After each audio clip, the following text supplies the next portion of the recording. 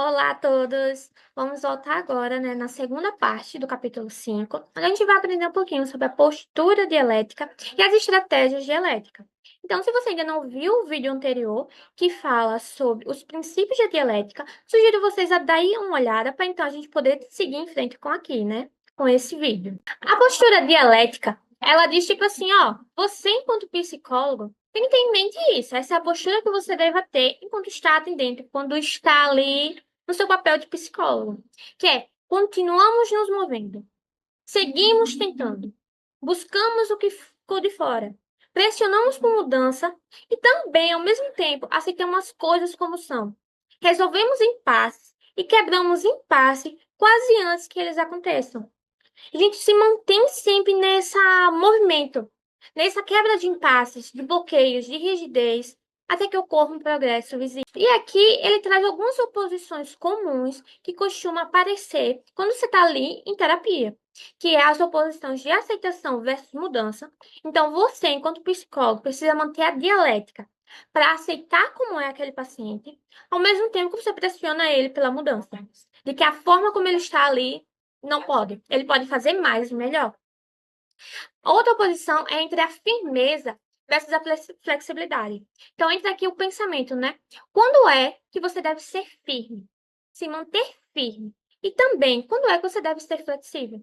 A gente precisa manter uma firmeza do que é que você não aceita de jeito nenhum, de forma tipo assim, comportamento, por exemplo, autolesivo. Tem que ter firmeza.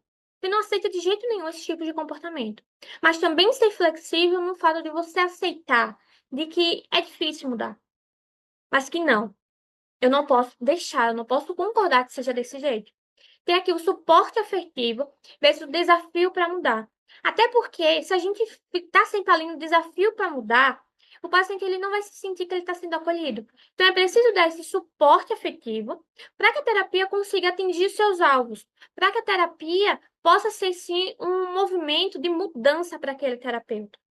E também o foco nos fatos e nos déficits, na dificuldade, versus focar nas dificuldades, nos problemas, mas também focar nas habilidades desse paciente para ele mudar, no que ele pode fazer, no que ele consegue, para que a terapia não seja apenas um momento de falar sobre dificuldades, sobre problemas e você tá sem esperança. Não. Você consegue muita coisa, para ver o que você consegue e como é que a gente pode pegar essas habilidades desses momentos para generalizar para outros momentos.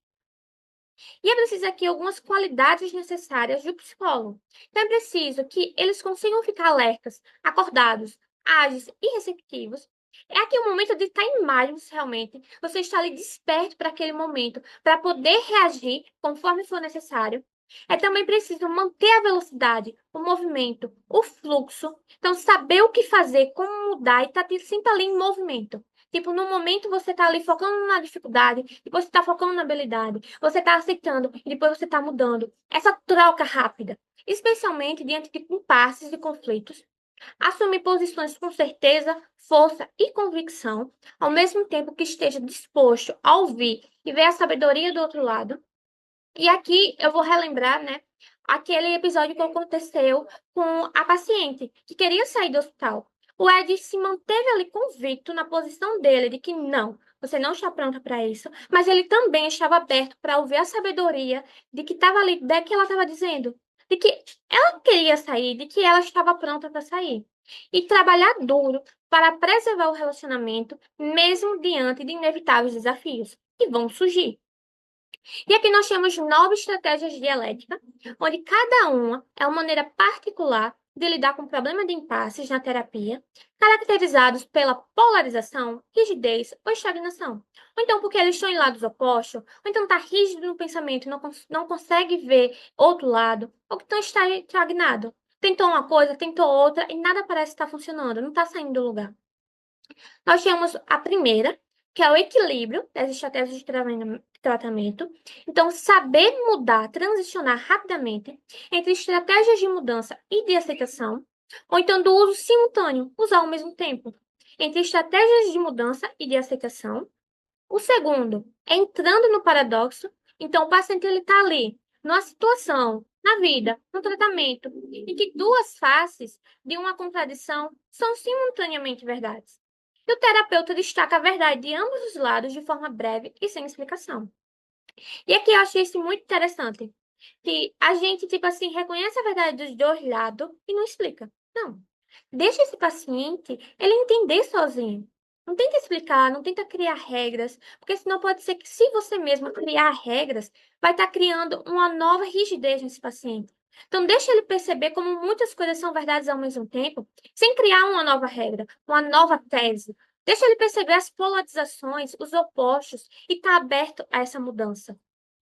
Temos o advogado do diabo, onde o terapeuta ele argumenta a posição desadaptativa do paciente com mais força do que o próprio paciente. Então, o paciente está ali dizendo que, ó, esse comportamento disfuncional é o certo.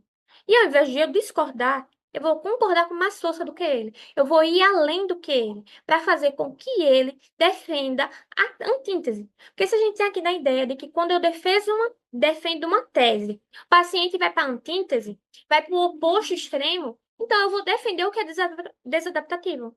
O paciente ir para o oposto e defender comportamentos adaptativos, para ele mostrar o que está sendo disfuncional naquilo e que ele precisa mudar. O quarto é a extensão, onde o terapeuta ele propõe um comportamento mais desadaptativo do que o paciente está apresentando, com a esperança de que o paciente deixe o argumento de lado e expresse a emoção que impulsiona o impulso desadaptativo. Então, ele está ali falando, vou largar a terapia.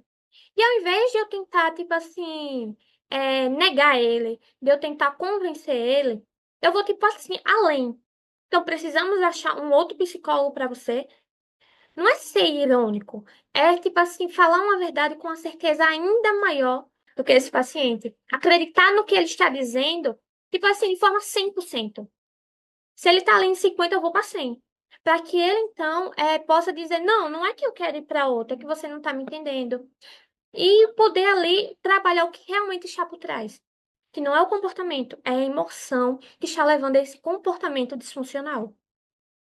O quinto é fazer dos limões uma limonada. Então, chama a atenção para a oportunidade que existe dentro da crise. Perceba ali no que está acontecendo de ruim, o que é que ele pode aprender de bom, o que é que ele pode tirar de bom. O sexto é ativar a mente sábia. Então, é se perguntar: o que é que eu diria sobre essa situação se eu estivesse na mente sábia?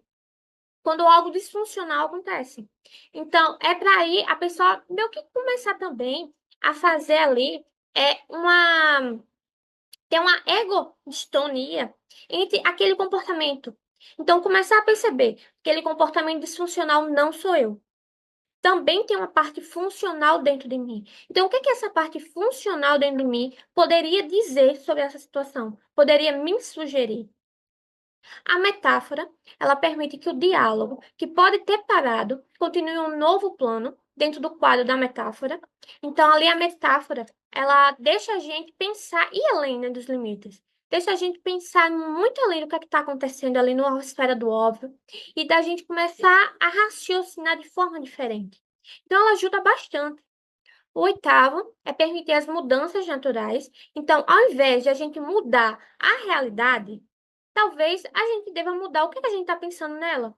Então, podemos adaptar as cognições, nossos pensamentos, em vez de insistir que a realidade se ajuste às nossas suposições e nossas regras. E o último é a avaliação dialética, onde eu já mencionei antes, né? Que é sempre se perguntar, sempre se manter aberto à pergunta do que eu estou deixando de fora nessa avaliação, para poder ali permitir novas estratégias, novos desenvolvimentos, novas mudanças na terapia.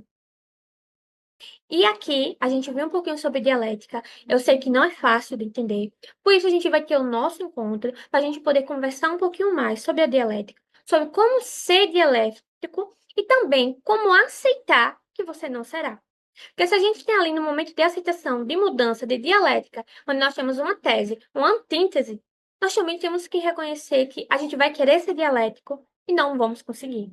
Então, se manter aberto a esse movimento, onde a gente vai estar em momentos dialéticos, momentos de caída, momentos de subida, e é um ciclo, é um movimento. Mas a gente pode sim objetivar isso, né? Ter essa postura dialética, essa mudança dialética, onde vamos estar sempre aberto para esse novo, aceitando que a gente não vai achar de jeito nenhum.